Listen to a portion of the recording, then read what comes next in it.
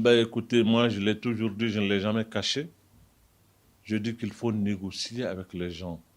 Quand je parle de négociation, il faut comprendre d'abord ce que je veux dire. Nous avons aujourd'hui dans le centre, dans le delta central du Mali, une situation qui est là, parce que ces djihadistes, ils sont venus, qu'est-ce qu'ils ont fait? Ce n'est pas eux qui administrent eux-mêmes. Ils ne sont pas eux-mêmes les responsables de cette situation de gestion. Ils ont conquis des endroits, mais ils ont réhabilité ce qui était là. Les légitimités qui étaient là, traditionnelles, ils ont confié la gestion de ces endroits à eux, à ces gens-là. Les chefs traditionnels, les chefs coutumiers, les chefs religieux, ces gens-là, ils ont créé une situation qui leur a valu la sympathie de ces gens-là, qui avaient beaucoup de problèmes avec notre administration. Et aujourd'hui, c'est eux qui gèrent. Ces djihadistes sont en brousse. Ceux qui gèrent même, ce sont les mêmes légitimités. Pourquoi ne prendra-t-on pas langue avec les populations, les chefs de communautés, les leaders de communautés, les chefs religieux et autres? Parlons avec eux. En réalité, nos gens n'ont pas compris ce que notre démarche. Nous avons d'abord dit, le fait de dire de négocier avec eux, ce n'est pas en réalité aller même nous asseoir avec eux personnellement. C'est leur environnement dans lequel ils évoluent. Ces chefs traditionnels qui sont là, les chefs de pâturage qui sont là-bas, ces gens-là qui aujourd'hui ont de la sympathie pour eux, parlons avec eux pour les mettre dans les girons de l'État.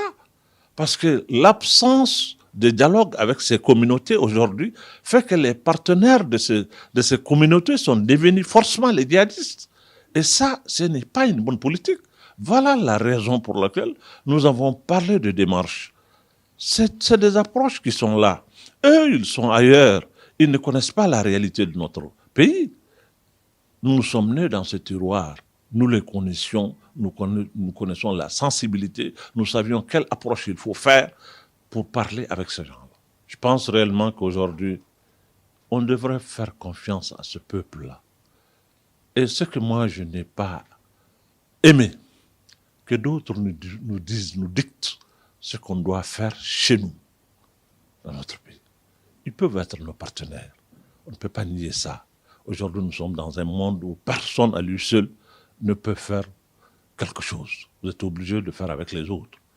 Et surtout des partenaires avec lesquels nous avons des relations historiques, stratégiques de très longtemps, qui sont solides. On n'est pas dit. On sait aujourd'hui que personne, que vous soyez une puissance ou je ne sais quoi, vous avez besoin de l'autre. Mais que dans notre pays, nous ne puissions pas avoir une politique, une stratégie qui nous appartient, qui est nationale, que nous-mêmes on définit pour nous, pour dire que dans notre crise, voilà la solution que nous avons trouvée pour nous. On n'en a pas. Mais nous allons nous asseoir pour attendre que les gens viennent nous dicter ce qu'on doit faire dans nos maisons, chez nous ici.